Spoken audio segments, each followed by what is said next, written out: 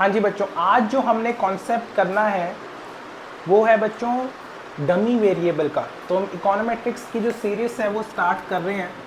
तो इकोनोमेट्रिक्स में हम जो है स्टार्ट करेंगे बेसिक्स से, और हम स्टार्ट कर रहे हैं बच्चों जो कॉन्सेप्ट है हमारा दैट इज़ डमी वेरिएबल। ठीक है, अब ये जो मेरा कॉन्सेप्ट है डमी वेरिएबल, ये बेसिकली क्या बोलता है, ये बोलता है कि कुछ वेरिएबल्स ऐसे होते हैं जिसको हम क्वांटिटी में मेजर नहीं कर सकते, तो उसके लिए हम नंबर्स देते हैं। ज़्यादातर ये जो नंबर्स होते हैं वो क्या होते हैं, लेट्स से डमी वेरिएबल अगर दो हैं तो 0 और 1।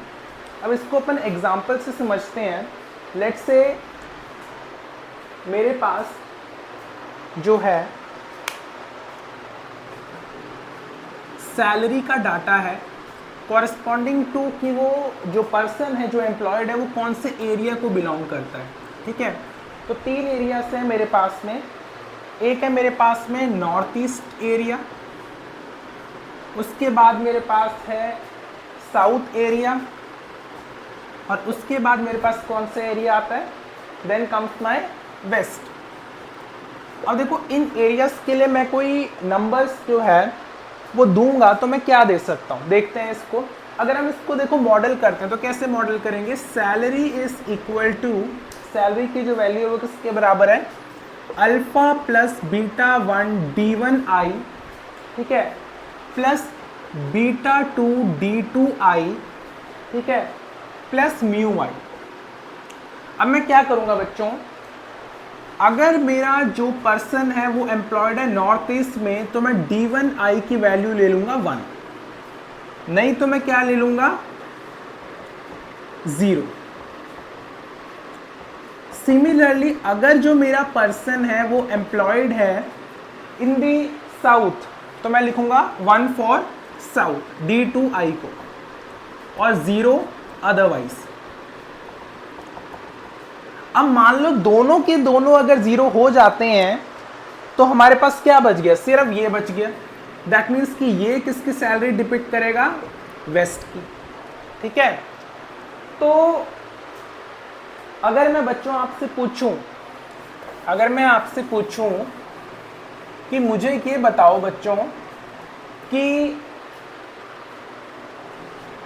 एक्सपेक्टेड सैलरी क्या होगी अगर मेरा D1I 0 है और D2I भी किसके बराबर है, 0 के बराबर। तो आप बोलोगे सर यहाँ पे भी 0, यहाँ पे भी 0, तो अगर मेरा expected value of the error term 0 है तो मेरे पास जो सैलरी बचेगी वो क्या बच जाएगी मेरे पास में, अल्फा। ठीक है, तो ये अल्फा क्या हो गया बच्चों, अल्फा हो गया मेरा मीन सैलरी ऑफ वेस्ट। क्या हो गया मेरे पास में, मीन सैलरी ऑफ वेस्ट।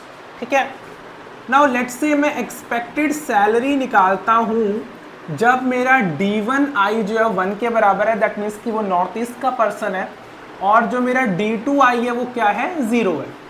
तो मेरे पास देखो बच्चों, अगर मैं यहाँ पे 1 पुट करूंगा तो अल्फा प्लस बीटा आ जाएगा। ठीक है, और सारी टाइम पे ये जो expected value of error term है वो 0 है। तो ये क्या है बेसिकली मेरे पास, ये है मेरे पास में मीन सैलरी ऑफ, ये कौन सा रीजन है, नॉर्थ ईस्ट का। और अगर बच्चों मैं आपसे पूछूं कि एक्सपेक्टेड सैलरी क्या होगी अगर मेरे पास D1I जो है वो 0 है और D2I जो है वो 1 के बराबर है, तो मेरे पास जो नंबर आएगा वो क्या आएगा, alpha plus beta 2, and that will be the mean salary of, ये कौन सा रीजन है मेरा, साउथ। तो बच्चों इकोनोमेट्रिक्स में हम जब इसकी स्टडी करते हैं तो हम कुछ इस तरह से स्टडी करेंगे। ठीक है, अब अगर मैं बच्चों आपसे पूछूं, ठीक है आगे चलते हैं इसमें, अगर मैं आपसे आगे फर्दर पूछूं तो बेसिकली बच्चों मेरा जो बीटा 1 है वो क्या है, बेसिकली बीटा 1 है alpha plus beta 1 minus alpha, और अल्फा प्लस बीटा 1 है mean salary of the north east, और अल्फा है मेरे पास है mean salary of the west. तो बेसिकली बीटा 1 क्या हो गया, difference of mean salary of north east and western region. ठीक है, और अगर मैं आपसे पूछूं बीटा 2, तो वो क्या हो जाएगा, alpha plus beta 2 minus alpha, that means difference of mean salary of south and west. ठीक है, तो ये मेरे पास में जो ये कॉन्सेप्ट है ये आपको अच्छे से समझ में आ जाना चाहिए। ठीक है, अब अगर बच्चों मैं आपसे बोलूं, ठीक है, ये आपको समझ में आ गया। अगर मैं अब आपसे बोलूं, ठीक है, कि यार ये जो बीटा 1 है ये स्टैटिस्टिकली सिग्निफिकेंट है, ये क्या है, स्टैटिस्टिकली सिग्निफिकेंट है, दैट मीन्स कि डिफरेंस है in the salary of north east and west. इसका मतलब क्या हुआ, there is difference in salary of north east and west. और अगर मैं आपसे बोलूं कि बीटा 2 जो है वो मेरा स्टैटिस्टिकली सिग्निफिकेंट है, क्या है ये मेरे पास में स्टैटिस्टिकली सिग्निफिकेंट है, तो इसका मतलब क्या हुआ कि there is difference in salary of south and west, there is difference in salary of south and west. तो बेसिकली जब मैं बीटा 1 और बीटा 2 की स्टैटिस्टिकल सिग्निफिकेंस को निकाल लेता हूं तो मेरे को ये पता लगता है कि भैया हाँ इसमें और इसमें डिफरेंस है, और ये डिफरेंस जो है मुझे उसको अकाउंट करना पड़ेगा। ठीक है, अब आगे चलते हैं बच्चों। आगे जो मेरे पास में कॉन्सेप्ट है वो क्या है, मान लो आपके पास जब आप इकोनोमेट्रिक्स में यूज करोगे तो आप स्टैटा का यूज करोगे, है ना। अब स्टैटा में आपके पास क्या होगा, आपके पास वो पर्सन का नेम होगा, ठीक है, उसकी बेसिकली सैलरी होगी, और बेसिकली यहाँ पर ये मेंशन्ड होगा कि D1I क्या है, D2I क्या है। तो on the basis of this आपको पता लगेगा कि वो कौन से रीजन को बिलोंग करता है। लेट्स से अगर मेरा दोनों जीरो है तो आपको पता है कि वो वेस्टर्न रीजन को बिलोंग कर रहा है। अगर मेरा ये 1 है और ये 0 है, दैट मीन्स कि वो कौन से एरिया को बिलोंग कर रहा है, नॉर्थ ईस्ट को बिलोंग कर रहा है। ठीक है, और अगर ये 0 है और ये 1 है, दैट मीन्स कि वो साउथ को बिलोंग कर रहा है। ठीक है, तो D1I और D2I on the basis of this आपको पता लग जाएगा कि वो कौन से एरिया को बिलोंग कर रहा है। इससे आपको पता लगेगा कि उसकी कितनी सैलरी है। ठीक है, तो ये डेटा जब आप स्टैटा में डालोगे, ठीक है, ये डेटा जब आप स्टैटा में डालोगे तो आपके पास एक पूरा टेबल बन के आ जाएगा।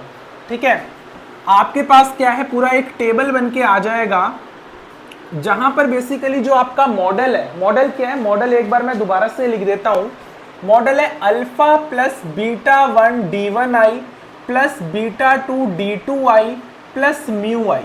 ठीक है, अब यहां पर बेसिकली जो मॉडल है वो आपको बता देगा कि अल्फा की कितनी वैल्यू है, बीटा 1 की कितनी वैल्यू है और बीटा 2 की कितनी वैल्यू है।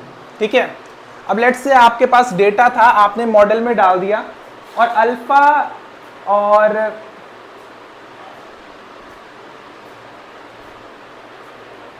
बीटा 1 और बीटा 2 की जो वैल्यू आपके पास आ गई वो क्या आई, अल्फा की वैल्यू आ गई 26158, बीटा 1 की आपके पास वैल्यू आ गई -1734, और बीटा 2 की आपके पास वैल्यू आ गई -3264। ठीक है, अब ये वैल्यूज आ गई, मतलब कि अल्फा का मतलब क्या है, ये आपके पास में मीन सैलरी है, मीन सैलरी है कौन से एरिया की, जब दोनों 0 है, मतलब कि मीन सैलरी ऑफ वेस्ट। अगर आप अल्फा प्लस बीटा 1 निकालते हो तो बेसिकली ये कौन सा एरिया होगा, जब D1I जो है वो मेरा 1 है, दैट मीन्स कि ये नॉर्थ ईस्ट की होगी, mean salary of north east. तो अगर आप बेसिकली बच्चों 26158 में से 1734 को माइनस करोगे तो जो नंबर आपके पास आएगा that will be the mean salary of north east. और अगर आप अल्फा प्लस बीटा 2 निकालते हो so that will be the mean salary of north east की जगह फिर वो कौन सा एरिया हो जाएगा, आपका साउथ हो जाएगा।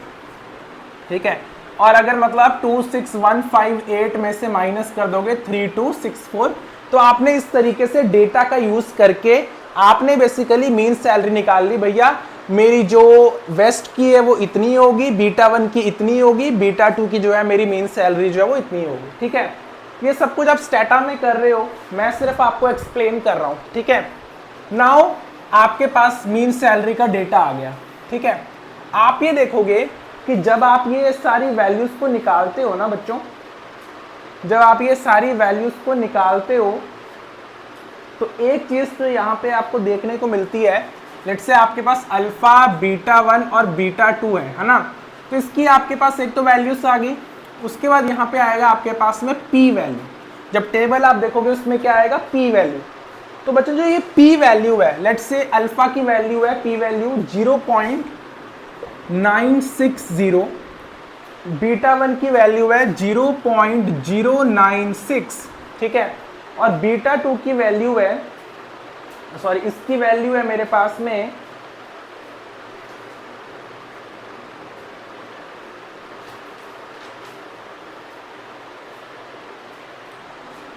0.000।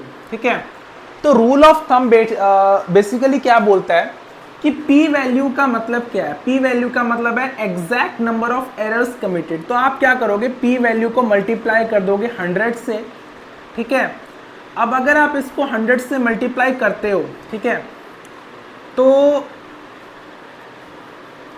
आपके पास जो नंबर आना चाहिए वो लेट्स से आपने 100 से मल्टीप्लाई किया, 100 पी आ गया, और अगर ये जो वैल्यू है वो 1 से लेके 5 पे है, तो इसका मतलब है कि it is significant at 5% level, it is significant at 5% level. अगर 5 से लेके आपकी जो वैल्यू है वो 10 है, इसका मतलब है सिग्निफिकेंट एट 10% लेवल। और अगर मान लो ये जो वैल्यू है वो 10 से बड़ी होगी, दैट मीन्स ये क्या हो गया आपका, इनसिग्निफिकेंट हो गया। क्या हो गया बेसिकली, ये इनसिग्निफिकेंट हो गया। ठीक है, अब जब इसको 100 से मल्टीप्लाई करोगे तो 96 आ गया, दैट मीन्स कि ये क्या हो गया मेरा, इनसिग्निफिकेंट हो गया। जब आप इसको 100 से मल्टीप्लाई करोगे तो आ गया 9.6, मतलब कि स्टैटिस्टिकली सिग्निफिकेंट एट 10% लेवल। और यहाँ पे क्योंकि आपकी वैल्यू 1 से भी छोटी है, 100p जो है ये आपका 1 से भी छोटी है, तो इसमें आप कह सकते हो स्टैटिस्टिकली सिग्निफिकेंट एट 1% लेवल। तो बच्चों जहां पे इनसिग्निफिकेंट आ गया, मतलब कि जैसे मान लो अल्फा की जो पी वैल्यू है उसके हिसाब से आपको पता लग गया कि अल्फा की वैल्यू इनसिग्निफिकेंट है। ठीक है, तो आपको ये समझ में आ गया कि भाई ये जो मेरा कॉफिशिएंट है वो सही नहीं है। ठीक है, और बीटा 1 की वैल्यू क्योंकि सिग्निफिकेंट है 10% लेवल पे, तो ये जो मेरा कॉफिशिएंट है ये सही है, स्टैटिस्टिकली सिग्निफिकेंट है, और ये जो मेरा कॉफिशिएंट है ये भी स्टैटिस्टिकली सिग्निफिकेंट है। ठीक है, तो अभी आपने क्या सीखा, on the basis of P value आप कैसे पता लगाओगे कि एक पर्टिकुलर आपका जो कॉफिशिएंट है वो सिग्निफिकेंट है या फिर वो सिग्निफिकेंट नहीं है। ठीक है, तो ये चीज जो है वो आपको अच्छे से पता होनी चाहिए। ठीक है बच्चों,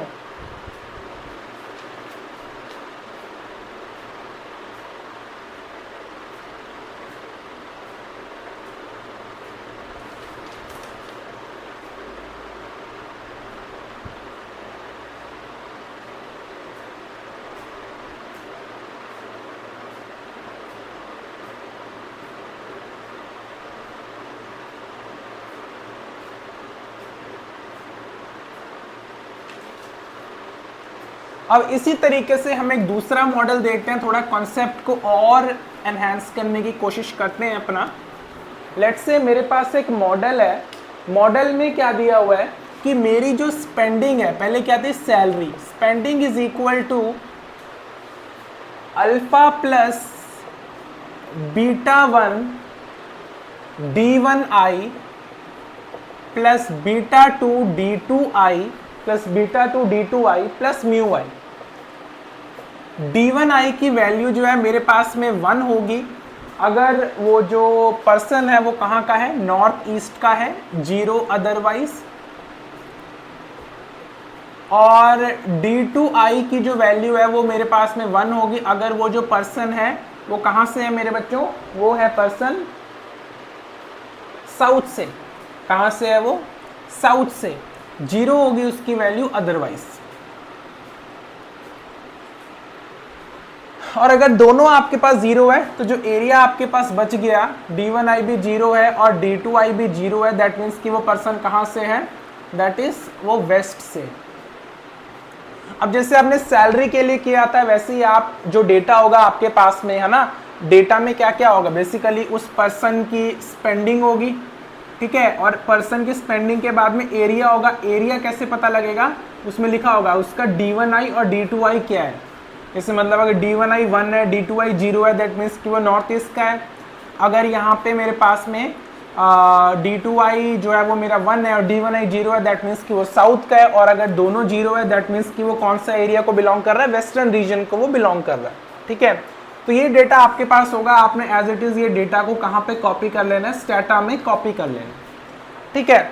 तो जब आप इसको स्टेटा में कॉपी करोगे, जब आप इसको इस डेटा को स्टेटा में कॉपी करोगे तो आपके पास बेसिकली क्या आएगा, आपके पास जो है बेसिकली कोफिशिएंट्स आएंगे, ठीक है। अल्फा की वैल्यू आएगी, बीटा 1 की वैल्यू आएगी, बीटा 2 की वैल्यू आएगी। लेट्स से अल्फा की वैल्यू आ गई 3919, ठीक है। बीटा 1 की जो वैल्यू है वो क्या आ गई मेरे पास में, -18, ठीक है। और बीटा 2 की वैल्यू क्या आ गई मेरे पास में, -644, ठीक है। तो बच्चों आपको पता है अल्फा का मतलब क्या हो गया, mean salary of the western region. तो ये क्या हो गया आपका, mean salary of western region. कौन सा रीजन है ये आपका, वेस्टर्न रीजन। अब अगर आप अल्फा प्लस बीटा 1 निकालोगे, क्या निकालोगे, अल्फा प्लस बीटा 1 मतलब कि 3919 - 18, तो यहाँ पे क्या आएगा, mean salary of north east. यहाँ पे क्या आ जाएगा आपके पास में, mean salary of north east. और अगर आप अल्फा प्लस बीटा 2 निकालोगे यानी कि 3919 - 644, तो ये क्या आ जाएगा, mean salary of, sorry mean salary नहीं है ये सारा आपका स्पेंडिंग है। ये क्या आ गया आपका, स्पेंडिंग आ गया। ये सारा क्या आपका स्पेंडिंग है, ठीक है जी, मीन स्पेंडिंग ऑफ साउथ, ठीक है। तो इस तरीके से बच्चों जब आपका स्टेटा काम करके देगा तो आपने इस तरीके से चीज़ों को समझना है, चीज़ों को आपने करना है, ठीक है। तो अब लेट्स से बच्चों आप जो है अभी जो ये मॉडल है इसमें आपके पास ये जो वेरिएबल्स हैं ये कैसे वेरिएबल्स हैं, डमी वेरिएबल्स। लेट्स से अब आपने इसमें जो है एक और वेरिएबल ऐड कर दिया। लेट्स से आपके पास एक और मॉडल है, मॉडल क्या है, salary is equal to alpha plus beta 1 D1I plus beta 2 D2I plus beta 3x 1I plus μ1। अब इन दोनों से तो आपको ये पता लगेगा कि वो कहाँ पे बिलोंग करता है, मतलब कि वो नॉर्थ ईस्ट का है या फिर साउथ का है या फिर वेस्ट का है। और सैलरी को आपने रिग्रेस कर दिया x1i पे, और ये x1i बेसिकली क्या है,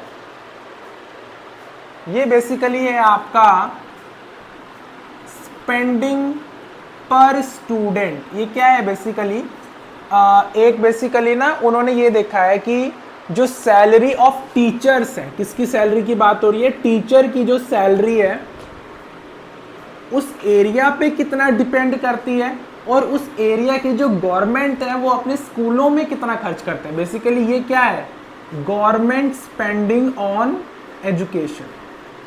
ये क्या है basically, government spending on education. तो ये जो मॉडल है इसमें हम क्या देख रहे हैं, एक पर्टिकुलर टीचर की सैलरी उसके एरिया पे कितना डिपेंड करती है, मतलब वो कौन से एरिया को बिलोंग करता है, एंड वो कितना डिपेंड करेगी आपकी स्टूडेंट के स्पेंडिंग पे, मतलब कि वहाँ की जो गवर्नमेंट है वो ऑन एन एवरेज कितना खर्च कर रही है अपने बच्चों पे, ठीक है। तो यहाँ पे बच्चों मेरे पास में आपने एक ऐसा मॉडल बनाया जहाँ पे डमी वेरिएबल्स भी हैं, साथ में एक्सप्लेनेटरी वेरिएबल्स भी आपके पास है, ठीक है। तो बीटा 3 बेसिकली क्या डिपिक्ट कर रहा है? बीटा 3 बेसिकली ये डिपिक्ट कर रहा है कि जैसे ही आपका 1 यूनिट से x3i इंक्रीज होगा तो आपकी सैलरी ऑफ टीचर जो है वो कितनी इंक्रीज होगी, है ना। सैलरी ऑफ टीचर पे कितना इंपैक्ट आएगा, ये बेसिकली आपका बीटा 3 निकालने की कोशिश कर रहा है, ठीक है जी। अब बेसिकली बच्चों अगर आप जब इसको रिग्रेस करोगे, मतलब आपके पास में सारा डेटा होगा ना, आप इसको डेटा को स्टेटा में डालोगे, यहाँ पे टीचर की सैलरी होगी, ठीक है, क्या होगी, टीचर की सैलरी होगी, फिर आपकी उसकी D1i होगी, फिर D2i होगी, उसके बाद X1i होगी। तो ये सारा डेटा आपने कहाँ डाल देना है? स्टेटा में डाल देना है, ठीक है। तो जब आप बच्चों ये सारे डेटा को स्टेटा में डालते हो, ठीक है, ये सारे डेटा को स्टेटा में डालते हो, तो बेसिकली आपके पास सबकी वैल्यू आ जाएगी, अल्फा की आ जाएगी, बीटा 1 की आ जाएगी, बीटा 2 की आ जाएगी, है ना, बीटा 3 की भी आ जाएगी, उसकी पी वैल्यू भी आ जाएगी कि वो सिग्निफिकेंट है या नहीं, ठीक है। ये सारी वैल्यूज जो है वो आपके पास आ जाएगी। अब बात यह कि अगर आपको इसको ग्राफिकली रिप्रेजेंट करना, क्या करना हो, आपको इसको ग्राफिकली रिप्रेजेंट करना हो, तो वो भी आप कर सकते हैं। कैसे करोगे? मान लो ये आपके पास में